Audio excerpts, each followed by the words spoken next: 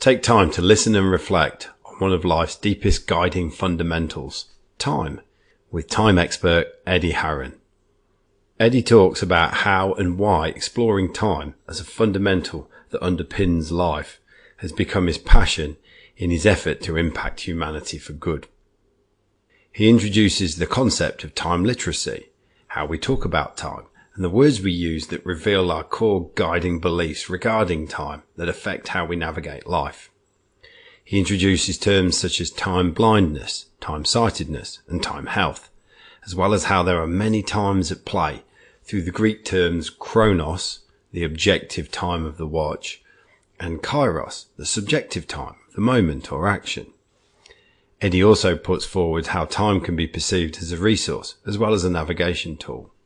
For all these terms and concepts that Eddie puts forwards, he discusses how they show up in life and they take effect.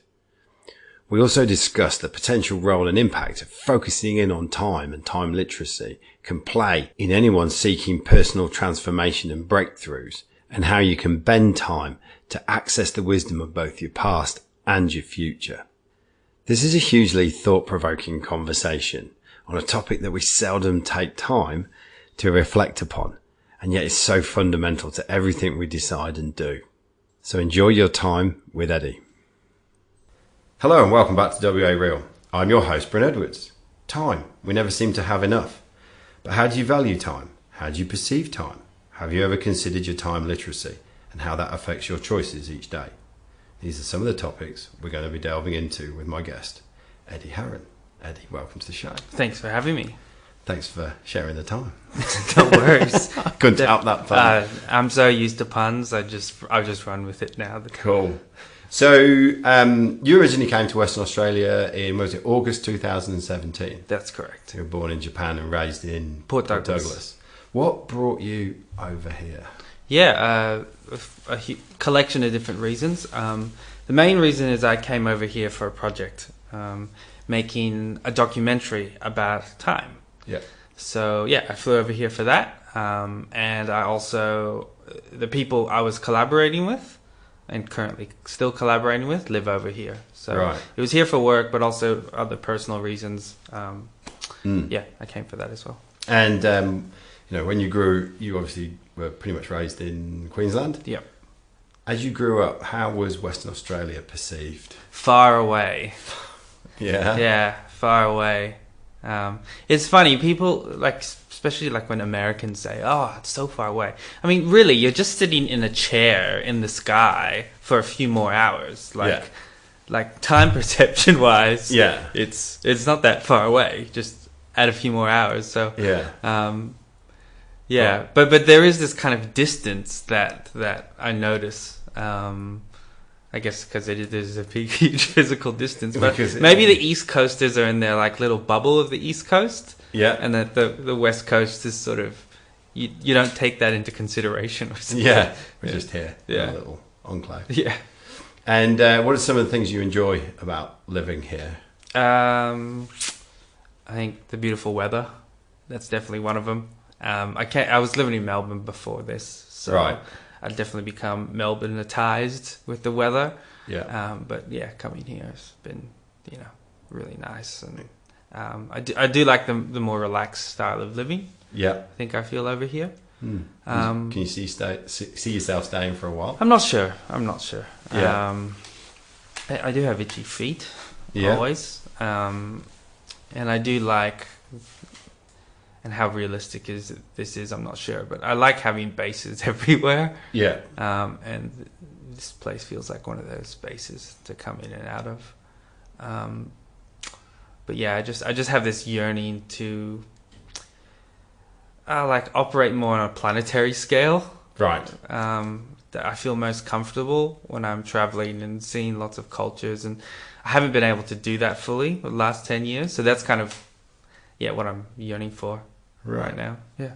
So as I said in the introduction, we're going to start talking about time. Yes. You've been focusing on time. Now that's, on one level, that's quite an abstract concept. And I know that you've also done work with the Deloitte think tank and stuff.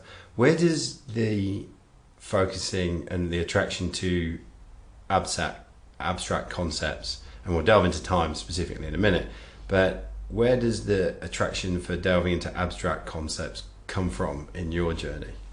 I think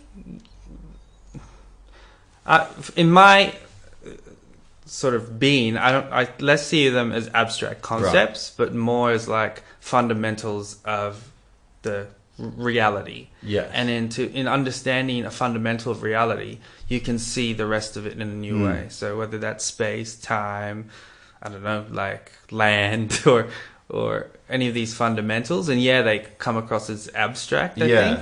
But when you dive into it, you find that it's connected with everything. So that whole like in studying one thing, you know all things. Yes. And that is one of the many reasons I think time interests me, is because I like to understand the nature of the world, and time is a way to do that. Is that almost like by studying time as a fundamental, it's almost taking the view, exploring towards almost like solid truths? Yes, that's correct.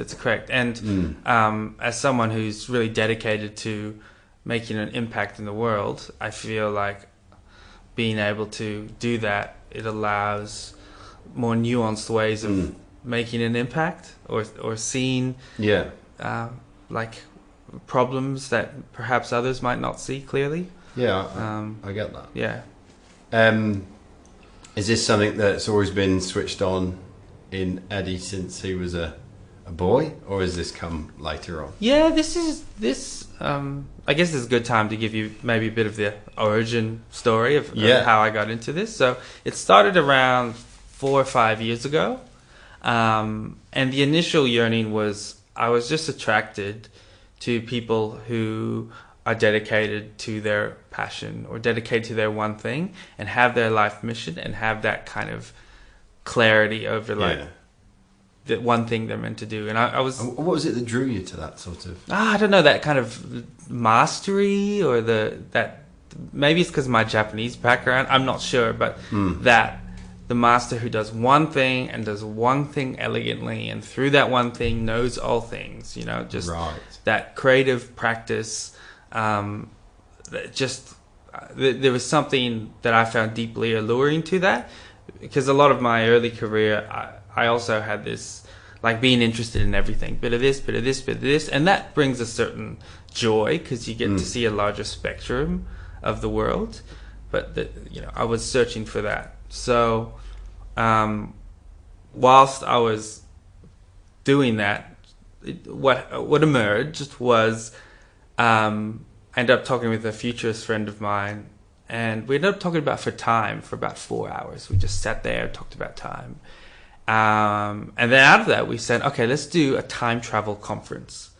And so we ran this little event. It was just a tiny little event from 4 to 8 in the morning. And I did a talk. And in planning the talk, I was like, what am I going to do? So I decided to make a character called Dr. Time. And I wore this white wig, and I just did this like beat poetry about time. And that was the kind of seed where I ended up making a bit of a following around this character, around Dr. Time. So I had a Twitter account, and that kind of kicked it all off for me.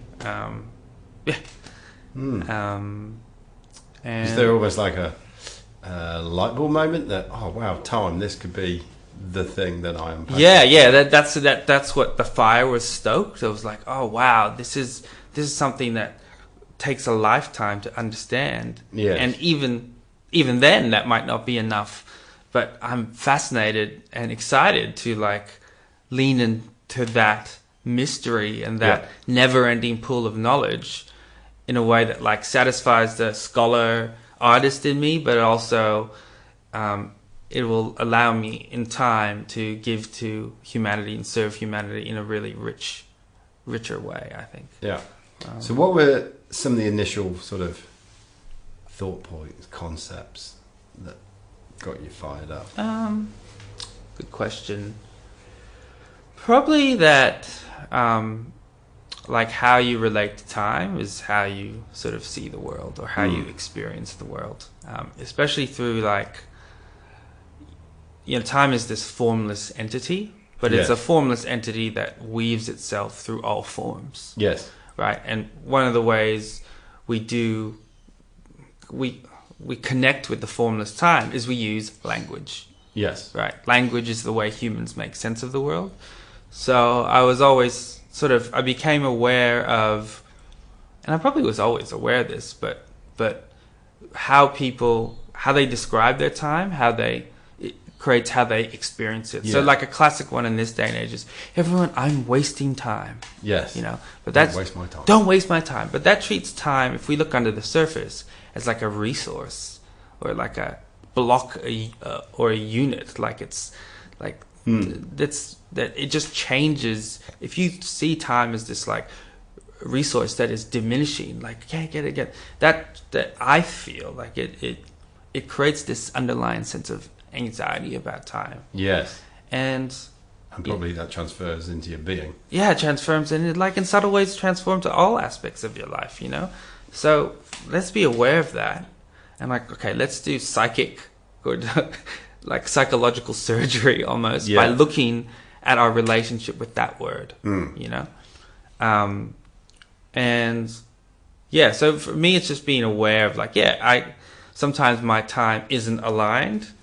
I prefer using language around. What do you mean your time isn't aligned? Like how I want to use my time and how I'm actually using my time are not sort of connect or like not as yet integrated. Yes. So when I feel like I'm wasting time, I'm like, oh, okay, that's the invitation, is to get clarity around, this is the style of time that brings me the most joy. Yes. So how can I continue to figure out how to move closer to that and do more of that? Yeah. So is this what you refer? I found it interesting what you were just saying a minute ago about how people talk about time. Is this what you refer to as time literacy? Yeah, I'd say that's one piece of it. But being aware of the relationship between language and time is an essential sort of part of that time literacy. Not just for yourself, but understanding like how people describe time in the world. Like, I even notice it now when I saw this OPSM ad and it's just like, time is running out. And whoa, anxiety. Yeah, it just like pisses me off, and that kind of thing. Like, so why does it piss you off?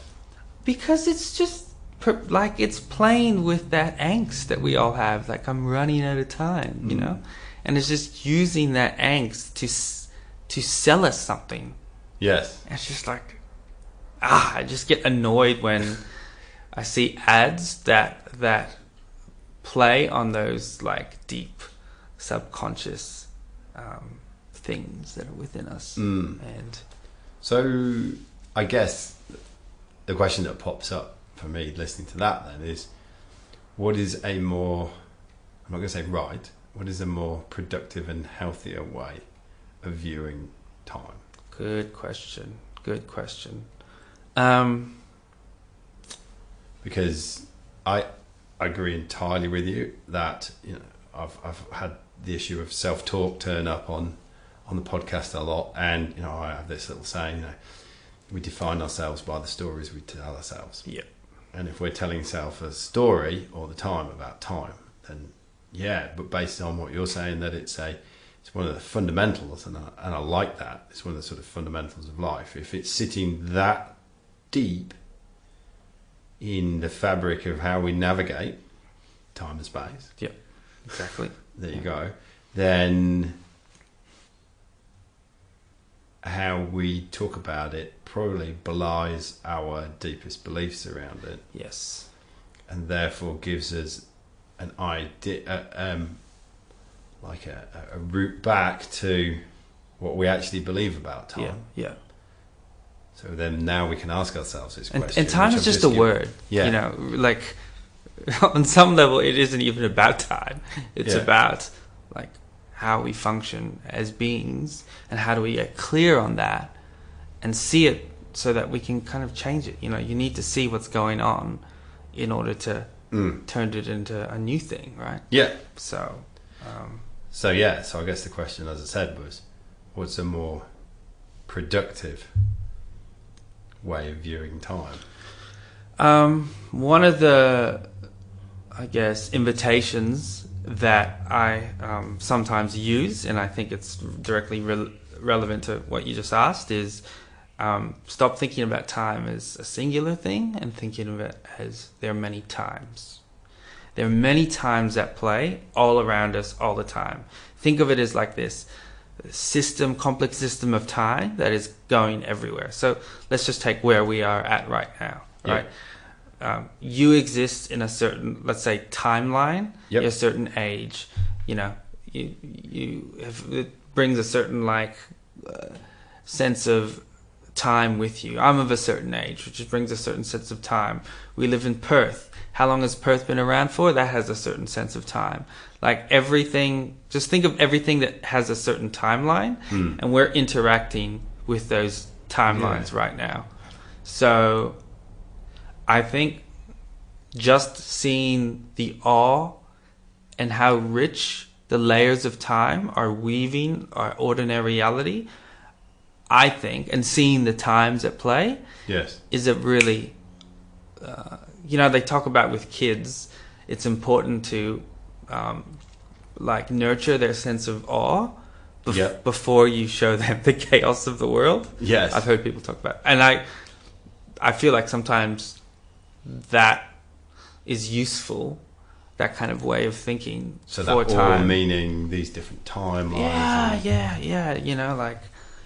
Just how rich it is, how it affects our perception, language, being, culture, everything. Like it's just, and that's why I love it. Like I'm never gonna know enough about time. Like there's more I will leave this life not knowing. Anyway, what I'm saying is, let me get to the nugget. Is seeing the times more richly, I think, is a beginning step in getting out of the black and white, one-dimensional, even though time is four-dimensional, a black and white version of time, when really it's a kaleidoscope of color. Yes. And I like what you said earlier on in terms of time is just a word. We perceive time so differently. You can be sitting there. Many of us remember as kids sitting in a school lesson and time just seemed to drag on forever.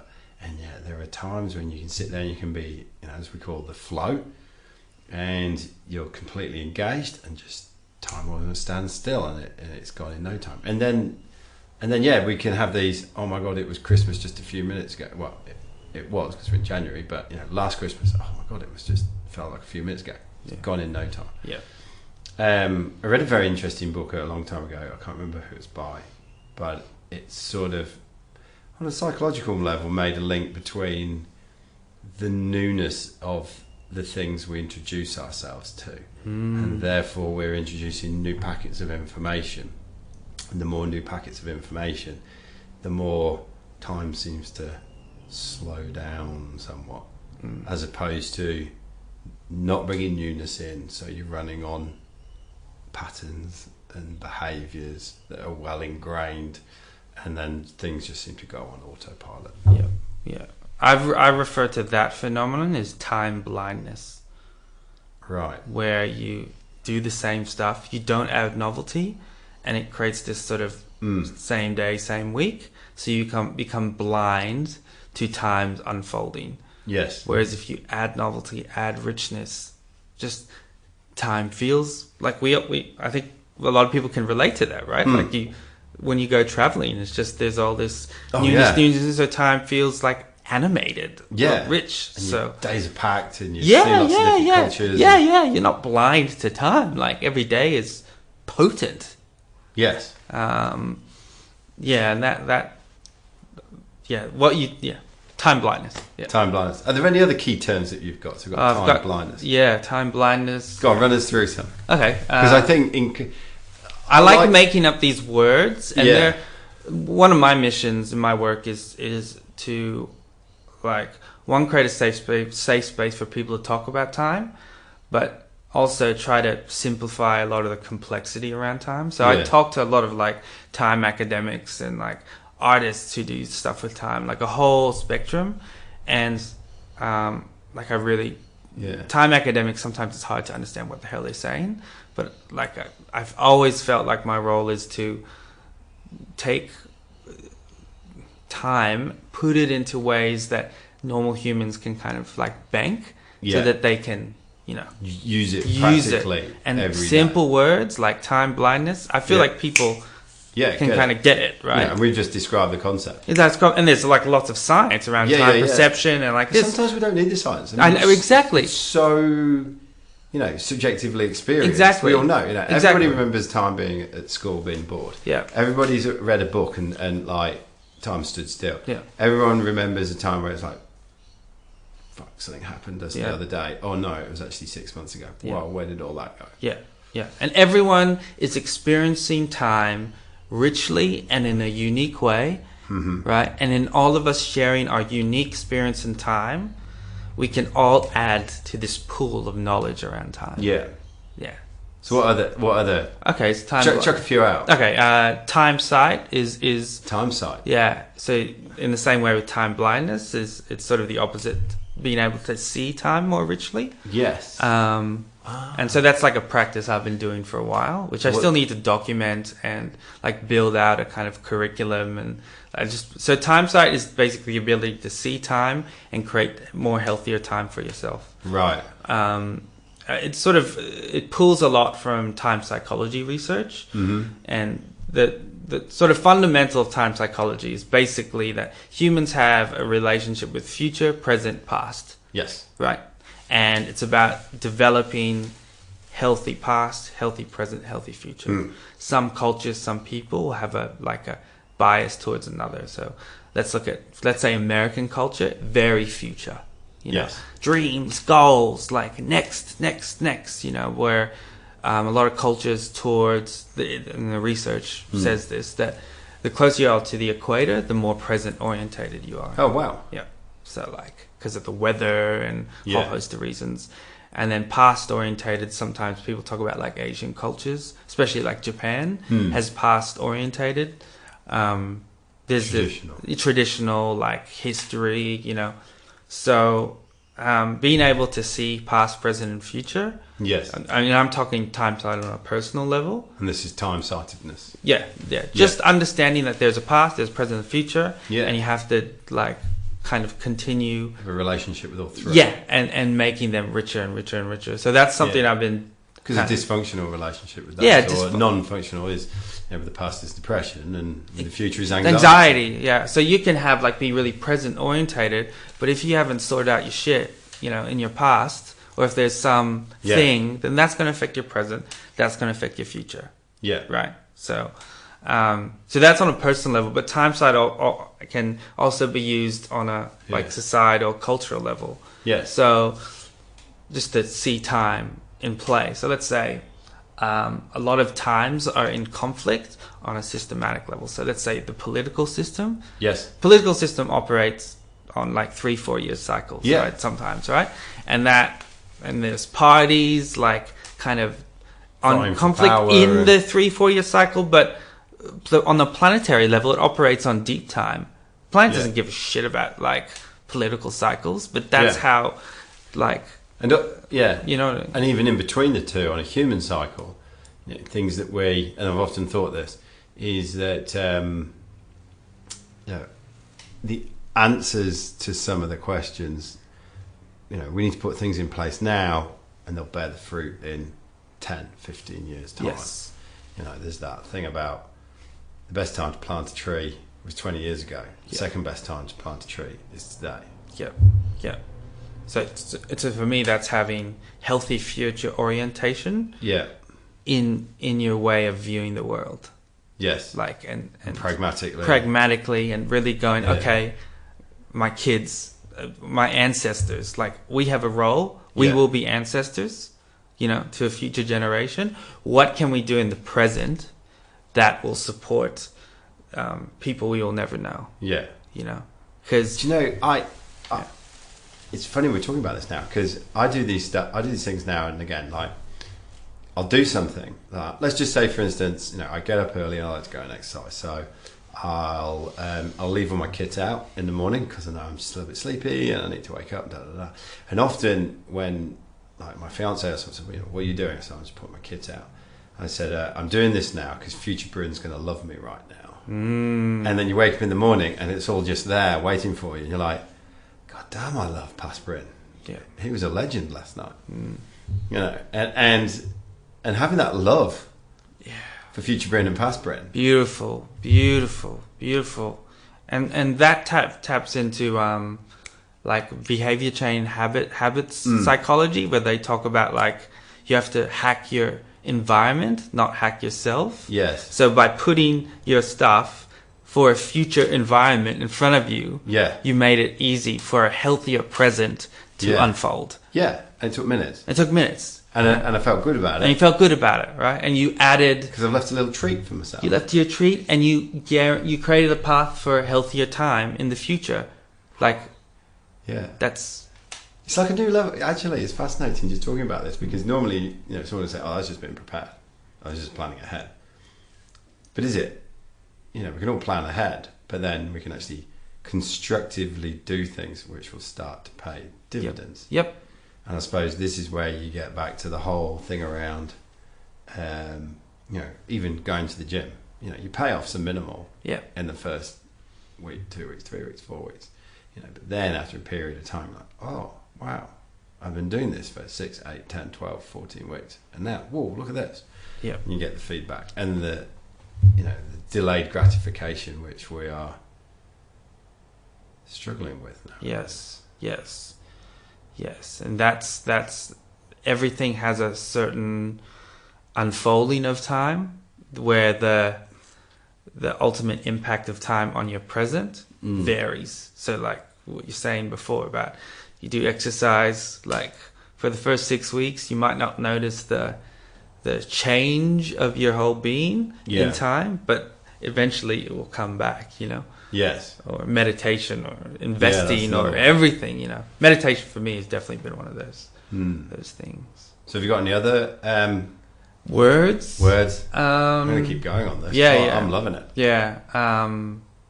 So many. Okay, so I mentioned time blindness, time sight. There is not one time, there are many times. Yes. That's a key one, as I mentioned. Introduce that.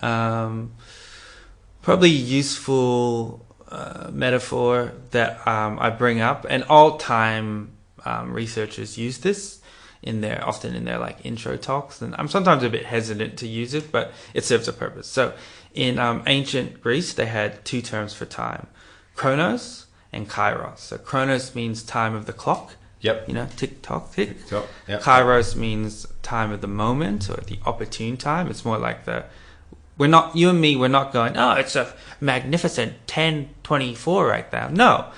This time is, really rich. We're listening to each other. So you could say one is the quantitative time, one is the qualitative time. Wow, yes. We can't measure this time, but we can feel it. And that was Chronos and Kairos. Yeah. So it's just a little interesting.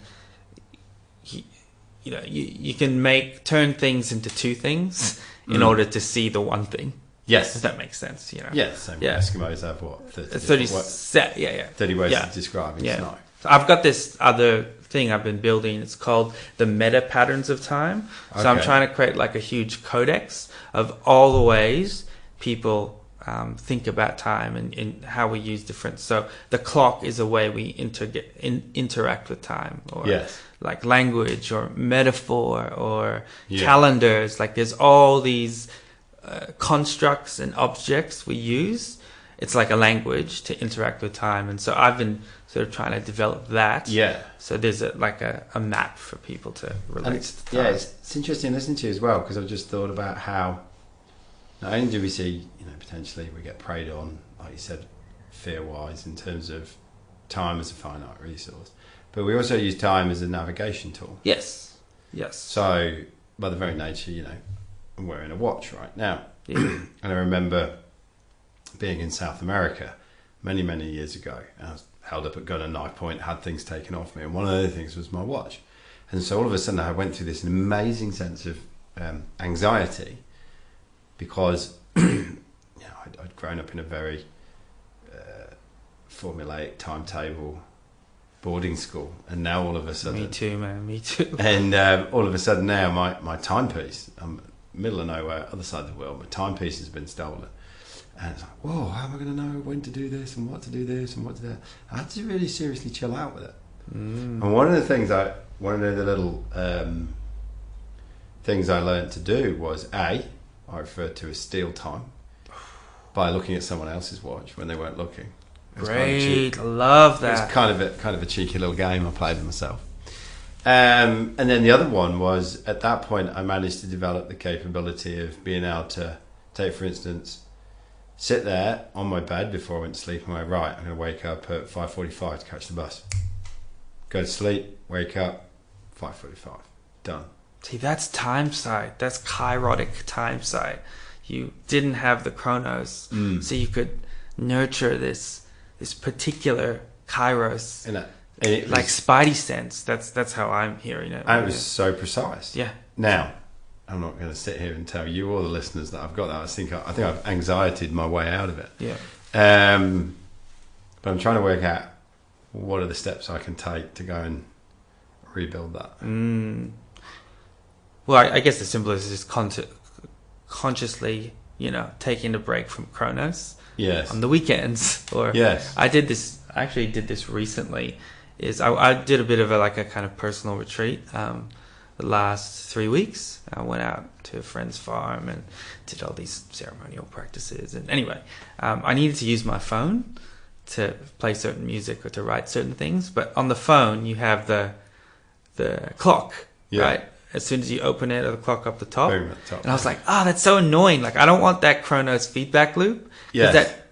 That will taint my sense of time. But Yes. I still need my phone because I want to write and play music. So I just cut some duct tape. Because you can't take it off, right? No, you can't. You can't. And so I was like, that's interesting. Everyone has a phone. Everyone's looking at their chronos.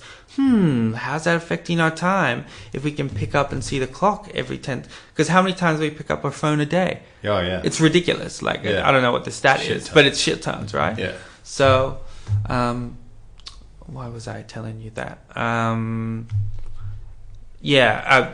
I guess so based on what you just described and what I was just trying to come to, I think there's nuances in how you can use Chronos and Kairos in like a kind of Jedi way. So like some people are really good with calendars. They got like systems set up like in their Google Calendar, but my dad's crap at that, So I think digital is a core part of time now and how we use time. So, and I must say I haven't mastered this either. This is an ongoing. No one. You're not sitting here like a Jedi. No. Like this is a lifetime journey. I think I get the map, but to walk the map and embody it is like a whole nother thing. But I think it's the very nature that you're focusing on it.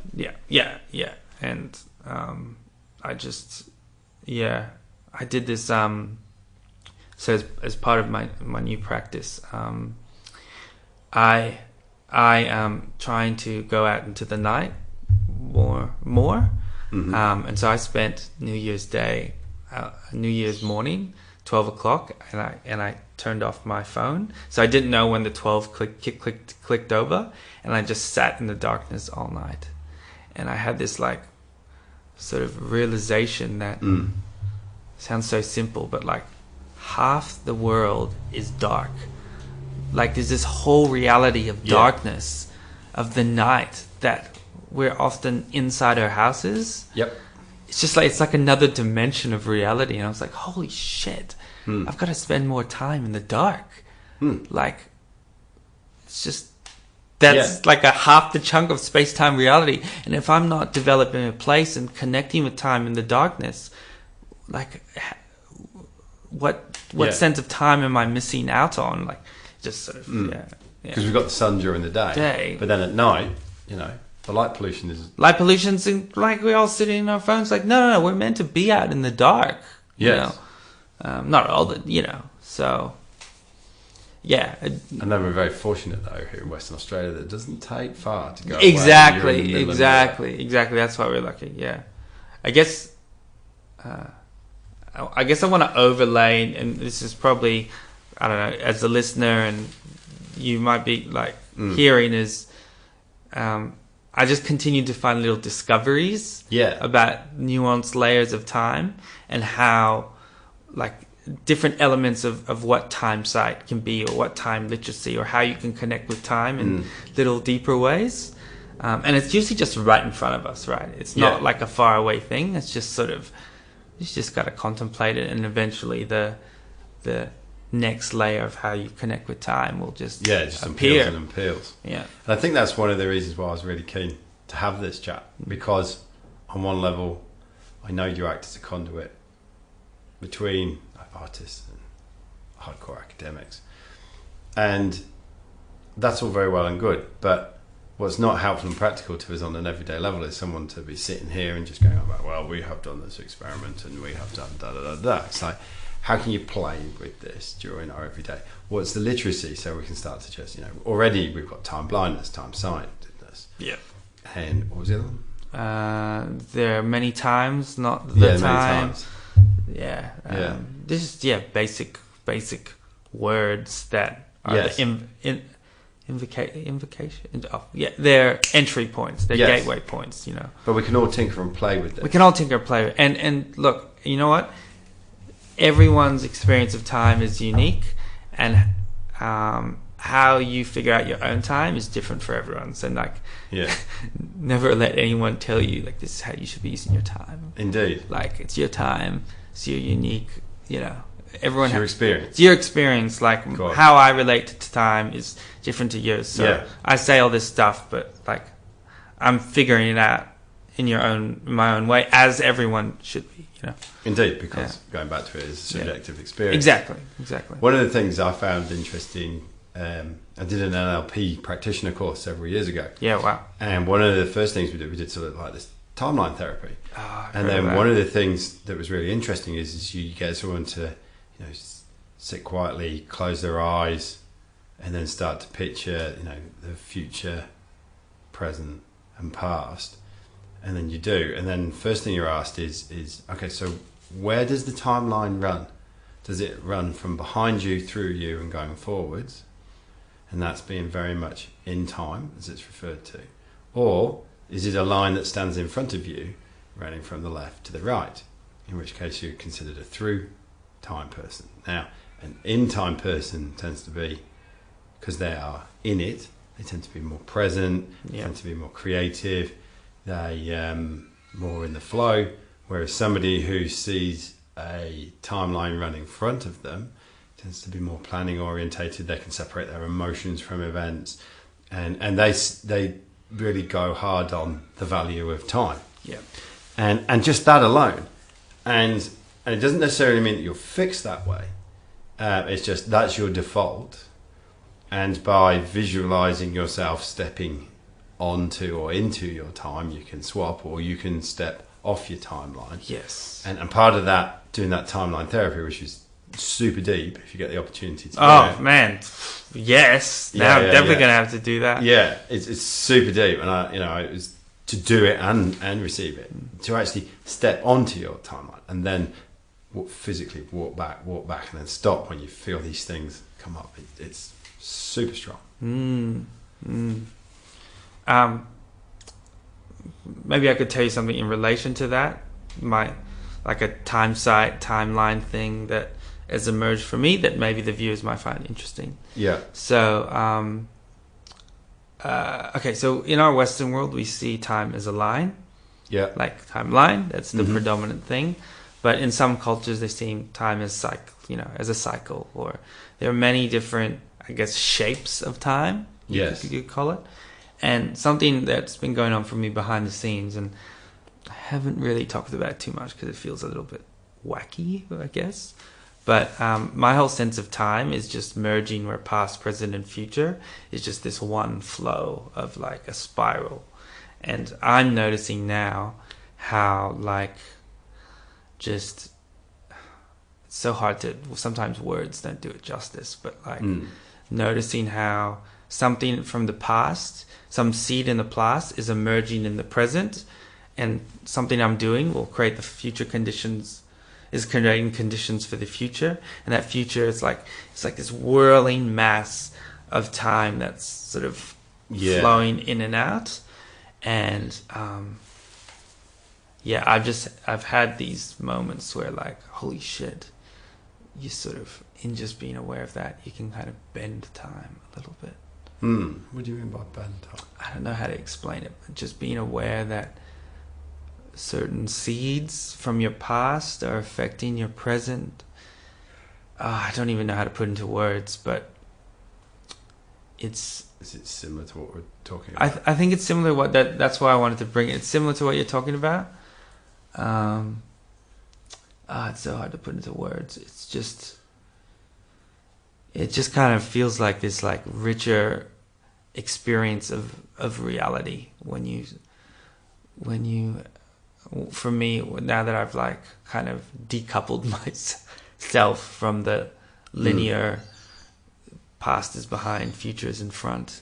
Right. More like future is in front, past is in front as well. Yes. Future is behind and back. Present is now. It's also future. It's I also see. past. You know what I mean? So by the very nature that a seed has been planted in the past, it's the future. Yeah.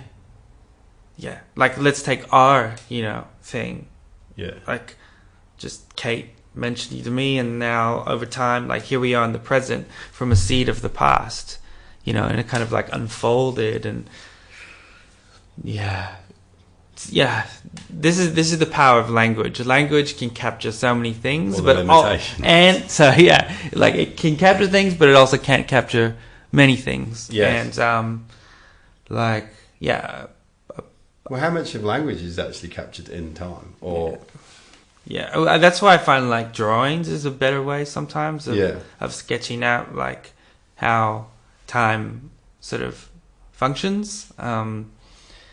There's this designer, like a time designer I talk to online, and really smart guy, and he writes these posts that really provoke me and really excite me. But he talks about his name is, sometimes you don't know people's names, you only know by your Twitter tag.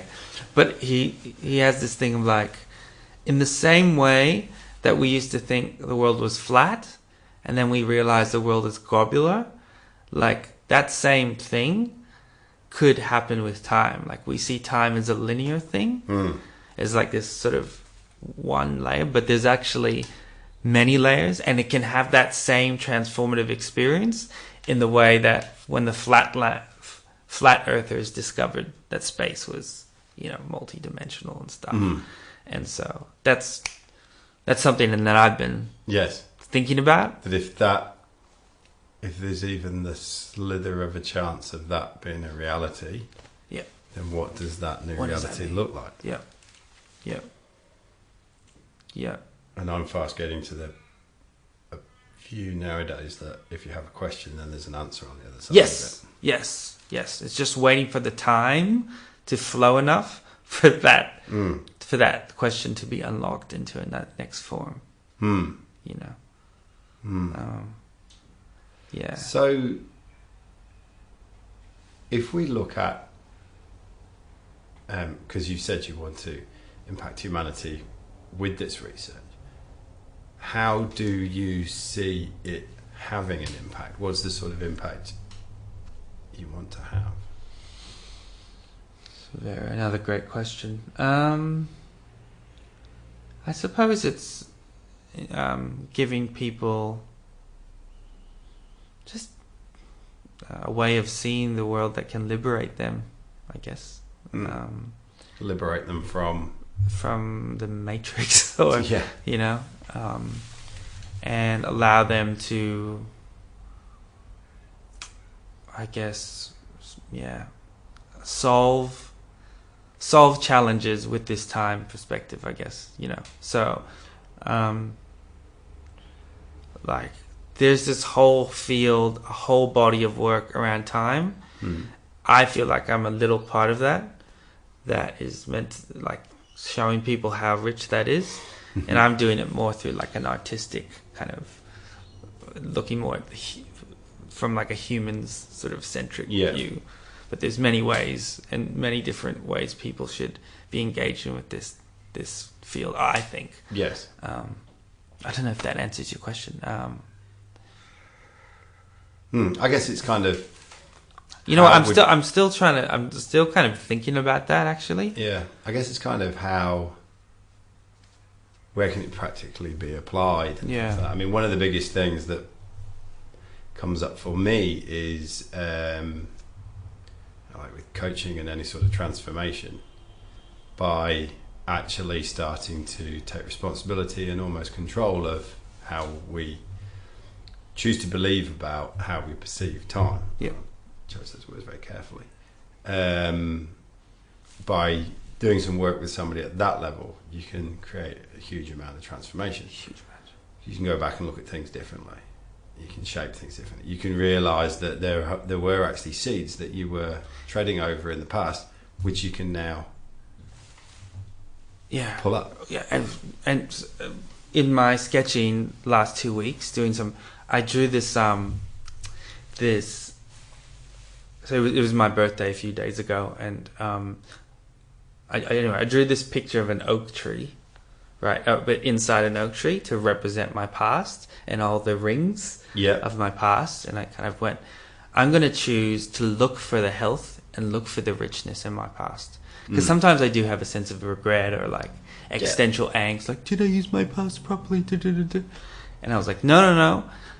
If past is a perspective, right, and past is a place within that you can unlock. Yes. Just by doing that, I noticed I was relishing certain memories and noticing them more. Yes. Like, rather than being blind to the past. No, you've lived a rich life. Shut the fuck up. Like, Yeah. Stand straight and go, look, some things have been hard, but I've had a rich life. Don't stop Yeah. I guess by even acknowledging that and admitting that to yourself, you're opening up the gateway for all these great experiences to bubble up and serve you. Yeah. And the seeds from the past are more likely to emerge in your present and your future. Yeah. You know, there's also something to be said about like mourning some things in your past too. Yeah, like I had the passing of. Yeah, the passing of, and I had a realization about 10 days ago, actually. And it was a little bit traumatic, kind of. But I realized I hadn't been listening to my heart fully for the last 10 years. But I don't think that revelation would have come into being hadn't I developed some sense of peace with my past. Yes. That my inner radar could see, like, we all sort of have in us a life that's unlived. Yes. Yet to be fully lived, actually. Yeah. So I think it's important to know the truths of your past. Yeah. So I guess what I'm saying is, and to weave into something we said earlier, like, just past, present, and future is a relationship. Yes. And it's a practice, but continue to evoke and gather the wisdom from it. You know. I guess, a lot of it, I see a lot of this, a lot of how you view your time and the seeds in the past or the weeds in the past, coming back to your belief structure. Yes. And therefore, if you ask yourself about your past, if you're painting quite a negative picture, then you're doing that to serve a purpose of keeping a belief in play, which on one level you want to keep in play. Yeah. But if it's not serving you, if you're not reaping all the seeds that are left in the past, then maybe it's time to get a bit curious about that belief. Yes, exactly. Because it's not opening up the store of greatness that's in your past. Yeah, and the seeds of a plant that wants to sort of sprout into something beautiful. So, I've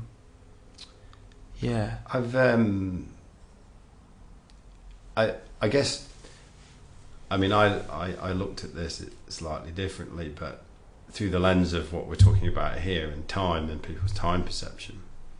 I went on a small little started a time adventure myself by, I do the podcasts, and we're at nearly 80 episodes, and I think nearly every person who's turned up believes that they are in the middle part of their life and they have lots of life left, and so they're talking about where they've come from, where they're going, and I do always ask them, where do you see yourself going in the next 3 to 5 years, so we sort of complete a little bit of the timeline. But what I've started to do outside of the podcast, utilising sort of the skills that I've developed from it, is started to do legacy interviews with people who are terminally ill. So they are much longer. They're not broadcast, they're not published. They're very much for the individual and the family and what have you. And we go through the life journey. We look at the nuggets of gold along the way and what have you. Now, it's a different level of interview with somebody who knows that their time is nearly up. So good. And the nuggets of learning that you gain from that for yourself, let alone the service of connecting the person who's usually in quite a dark spot, connecting them with some of the really fun and enabled points of their life, brings out a complete change in their demeanour. Plus you've had this conversation that's captured that you then can leave for kids, sisters, brothers, parents, whoever, the whole family and friends to enjoy for many years to come and continue to listen to and find new nuggets of gold in there long after the emotion has subsided of the passing. So good. But again, it's because the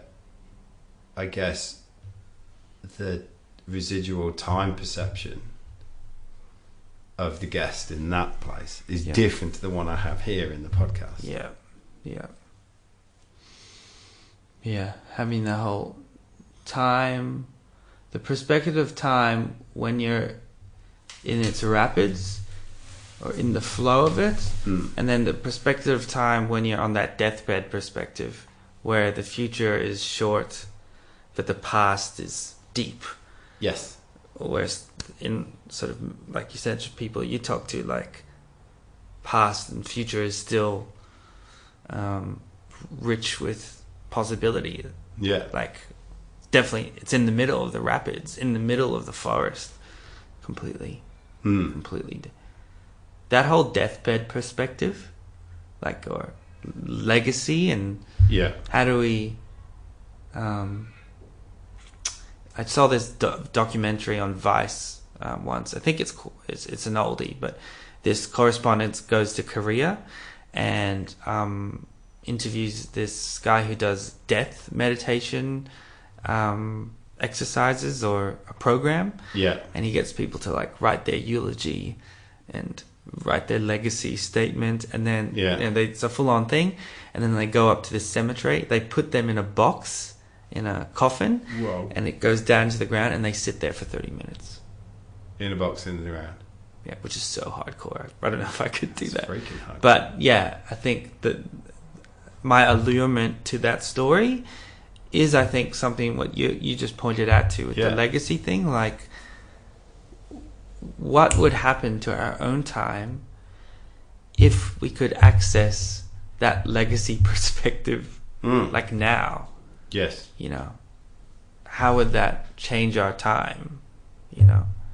I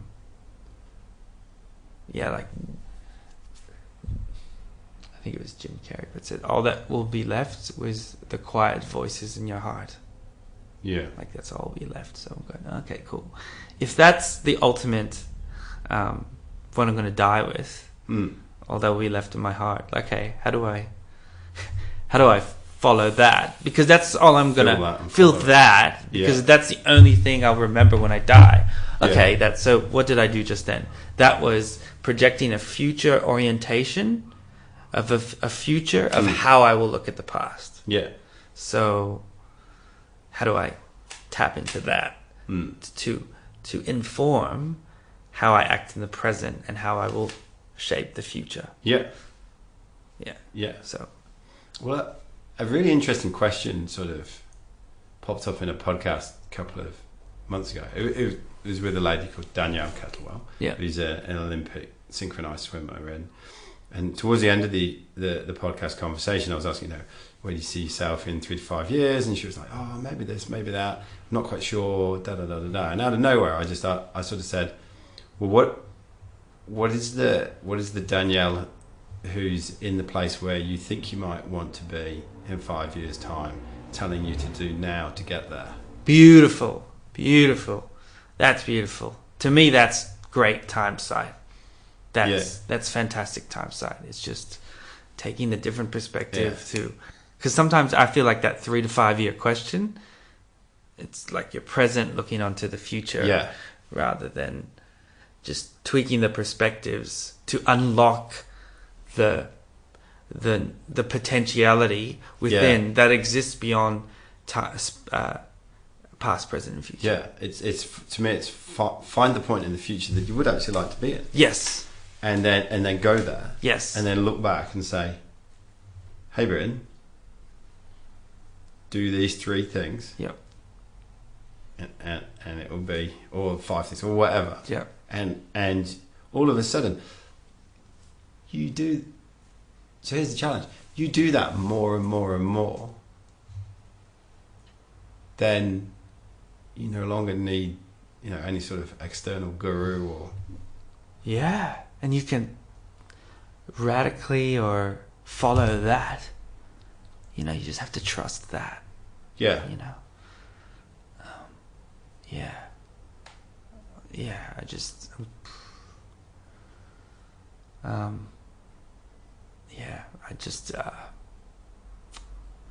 Again, I'm bringing up this recent thing because it's just at the forefront of my mind. This retreat thing I did, but it was a vision quest. Was it? It's like a vision quest / like a mini vision quest. Yeah. So this actually the retreat I went to was run by this organization called Animas Valley Institute, and they do vision quests, like nature-based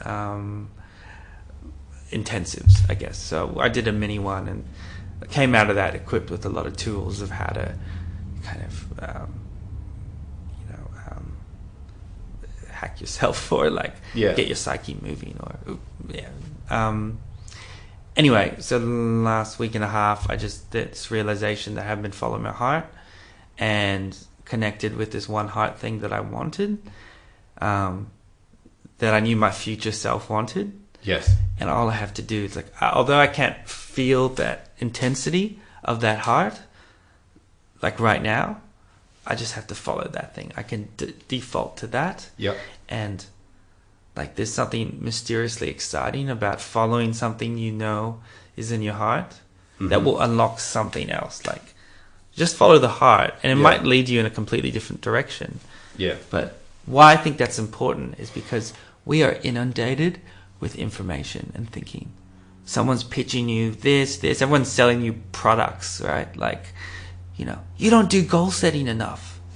Here's a $49 membership package.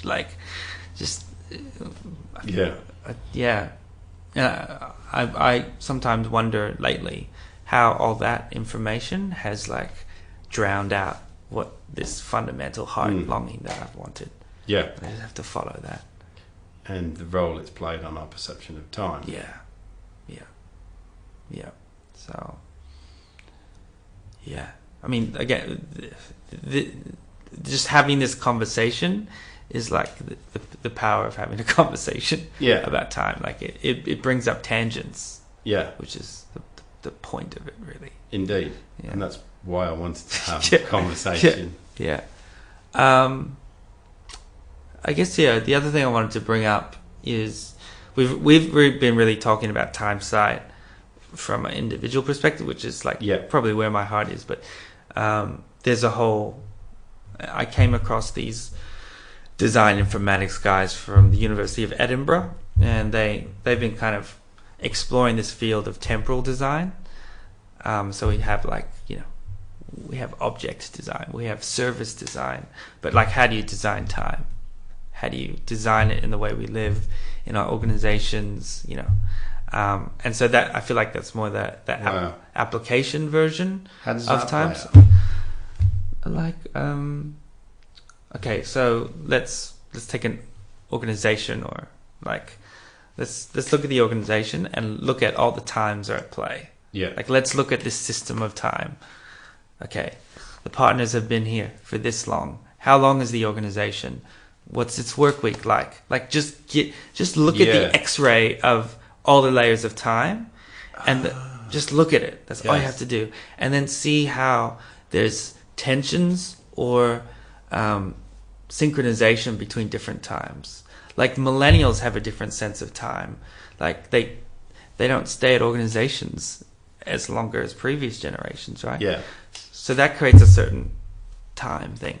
Yeah. So that's temporal design just on like a management consultant level, which Deloitte, I was part of that world a little bit. Yeah.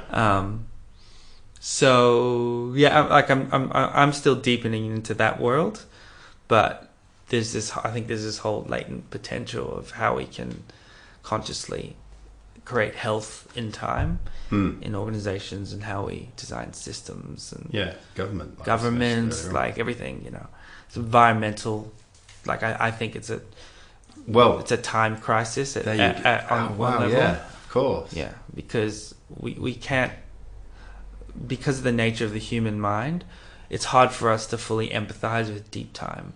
Like, we understand it intellectually, but we can't fully grasp it. And one of the limitations of humans is like we only exist for a certain amount of time. Yeah. So even our time cycle. Yeah, it's life like cycle. There's just limitations. We won't exist in the 150 years. We'll be gone. Yeah. But the planet will still be around for. Yes. So how do we design for that? How do we, and I think your legacy project, that's an example of like interesting temporal design. Yes. How I would view it, Yeah. So, that's a kind of offering a service that I'm in the process of developing that actually I want to test out with different orgs and see what would happen. I like that. There's a management consultant part of me that can just see all the different clashes within an organisation in terms of the time and how work is done, and it's very easy nowadays to say, oh, well, we need this and this done. That'll just be 2 people. We'll do that. Yeah, well, actually doing it might mean one person's required for 2 or 3 days, and then 5 people are required. Yeah. And I think often from like oh my God, I just used a Deloitte term, human capital. Like, it's atrocious. I know. I have corporate terminology word. Anyway, but like everyone's body clocks are different. Yeah. Our body's time is different. So some people are morning people, some people are night owl. There's often like we have a spike in energy. Our bodies go over time. So if we know that, then like if we want to get peak insight from our humans. What time of the day do we get it? Yeah, like we don't do a big meeting about huge decisions about our company at 4:30 because we're all going to be freaking tired. Yeah. So like, and then that's going to cause problems. Wow, shuffle back 20 podcasts ago. Yeah. And I had a lady called Lucy talking about harnessing the power of the female period and how the cyclical nature of that. Exactly, and that. Yeah, everyone has a body clock, a cyclic thing of some kind. Yeah. And so like, I often think.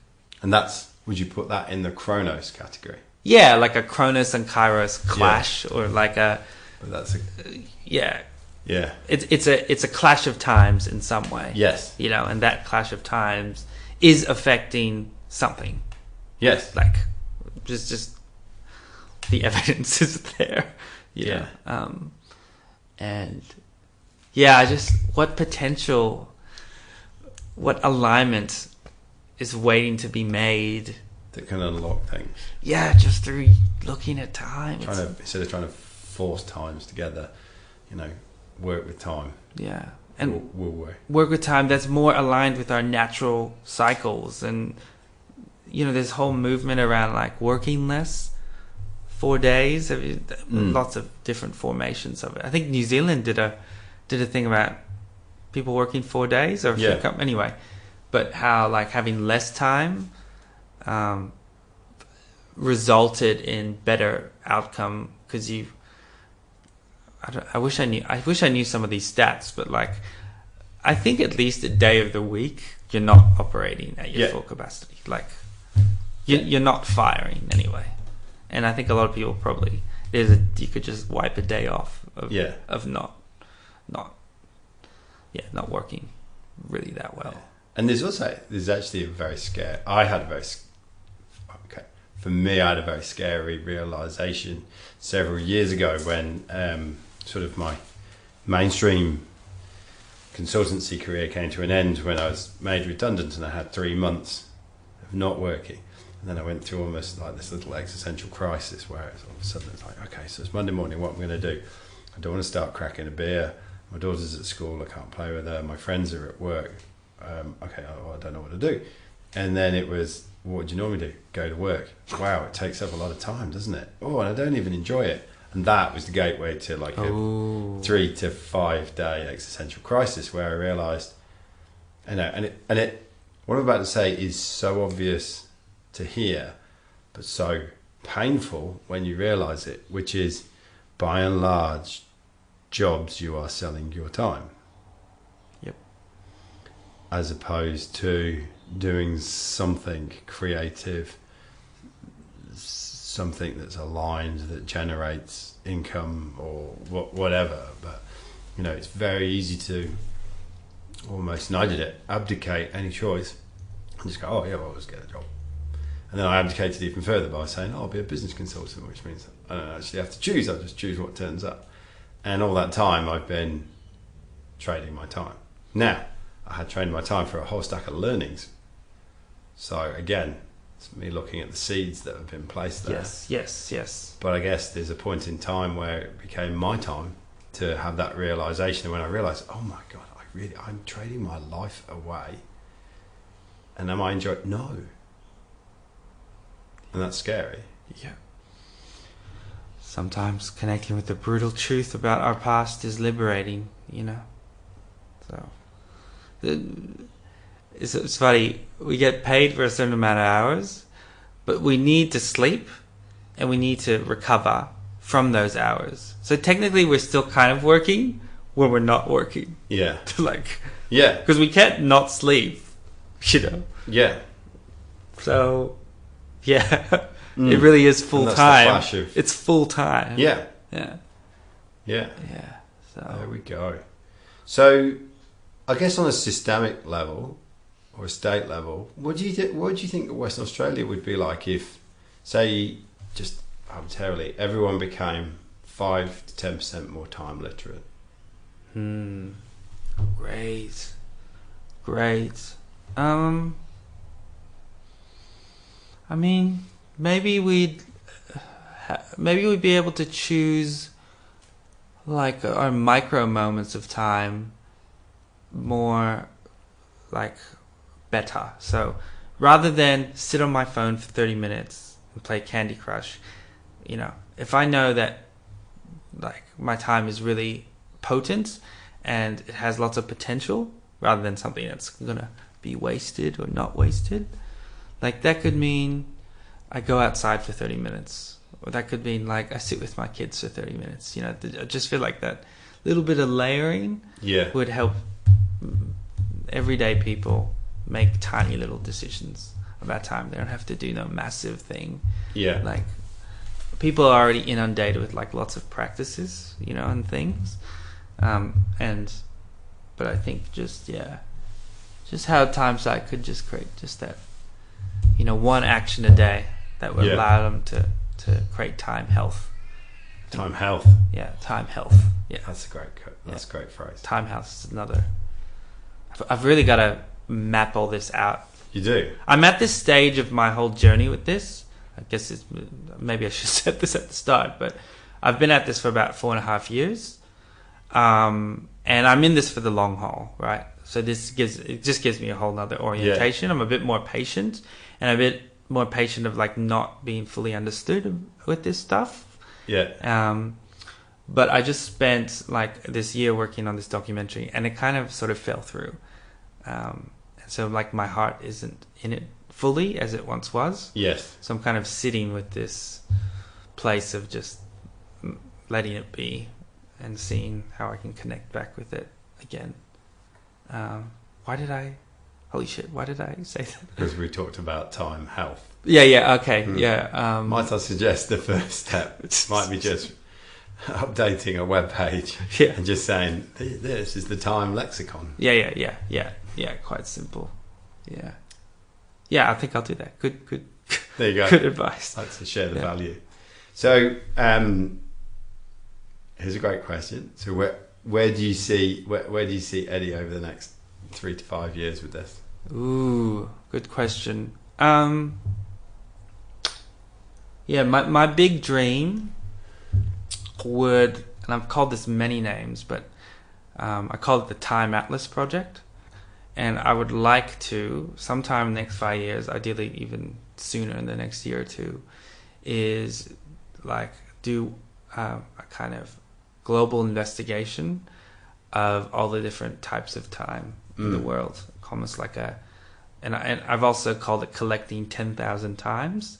So documenting like 10,000 artifacts of time. So this could be an artifact, like in collecting 10,000 over the next 5 years. That can become like an artifact to contribute to the commons. So that's and go around the world and kind of document that. So that's something I would like to do in the next 5 years. What would that give you? It would allow me to connect with time on a human planetary level and see the patterns of time in more richly and also too, and I guess another thing I like to do in the 5 years is start nurturing this movement and communities around time. I think I've done that in certain realms, but like I sort of would like to start documenting things so that I can like make it less about me and more about but I've had to use sometimes you have to use yourself as the tool or the medium, but I would like to create more scaffolding, I guess, for others to learn about time and do it in their own way. Yes. Yeah. Awesome. What have you learned about yourself on this journey? With time. Good question. I don't know. Maybe. And I don't want to sound arrogant or anything, but I'm wiser than I think I am. Yeah. Sometimes I don't give myself enough credit. But looking at time, it's like, oh wow, holy shit. Sometimes I'll just say things when, wow, where did that come from? Like it's from a deep part of the psyche, and sometimes I think when you start a journey, it unlocks stuff that was already there, but that journey was the only way to unlock it. So that's what I think I've learned. And have you become clearer on your purpose here in life through that? I'm getting closer. Getting closer. Yeah, I'm getting closer. I think that's a never-ending journey. But I think the purpose is to walk the path. Yes. So I feel like I'm on purpose. And connecting with that legacy deathbed perspective, like one thing that's grounded me is that when I die, this stuff, it won't really matter. What will really matter is who loved me and who I loved. Yes. And what laid in my heart as a result of all that. So if that's the ultimate ROI on life, then this stuff is fun, but it's just play. And if it doesn't work out and everything fails, well, who cares? Like, I was loved. I got to love others. It's all good. So that keeps me grounded. Awesome. Yeah. Awesome. So this is quite, this stuff can be quite heady and what have you. What do you do to keep yourself grounded? Meditate. Go for long walks. Those are my two. And friends, especially old friends, where it can just be idiots, and there's no need to be deep, or just hang out, drink beers. Like, I think sometimes I can be a bit too heady, which is fine. I like that, but I think definitely connecting with my friends keeps me grounded. This is a question I ask all my guests, but it's very time orientated. If you could go back and give Eddie a piece of advice at the start of this time journey, what would it be?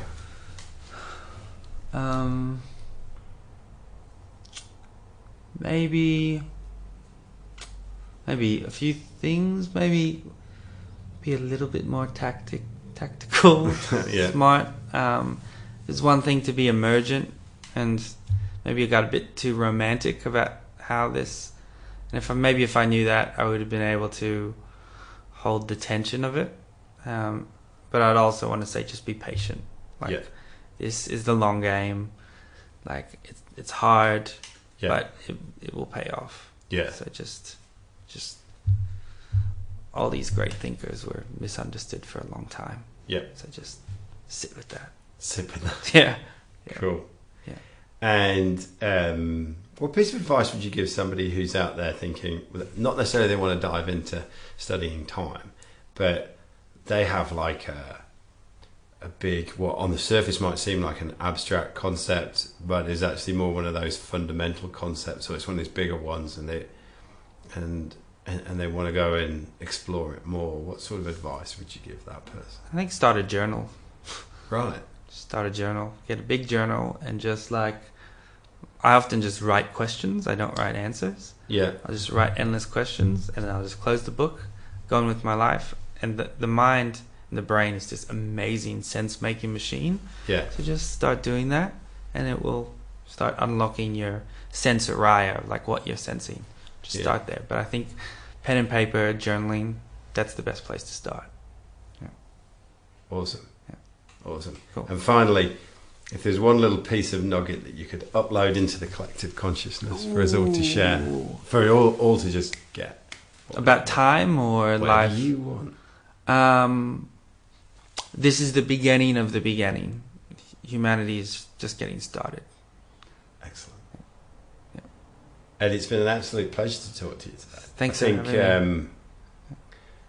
the more this conversation evolved and unfolded, the more I could you probably heard in the stories I was bringing up, you just understand just how much of a fundamental it is. And I'm interested in how we can get more people to look at fundamental things and have deep inquiries about fundamentals, like space, ideas like these.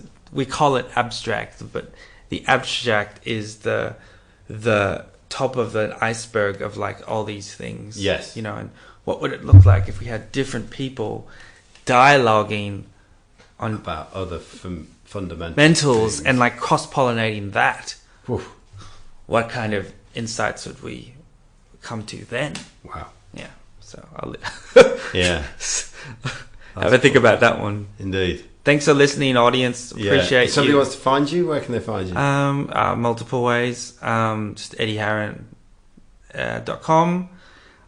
If you want to learn more about my time work, I have a Twitter account called Dr. Time, and that's where I share a lot of my resources, and where I talk to my global community of time nerds. So cool. Follow me there, and I can take you along for the ride with us all. Eddie, it's been an amazing time. No worries. And start with a pun and finish with a pun. Exactly. I will never get sick of the time puns. Just keep them coming. All right. Thank you. Thank you.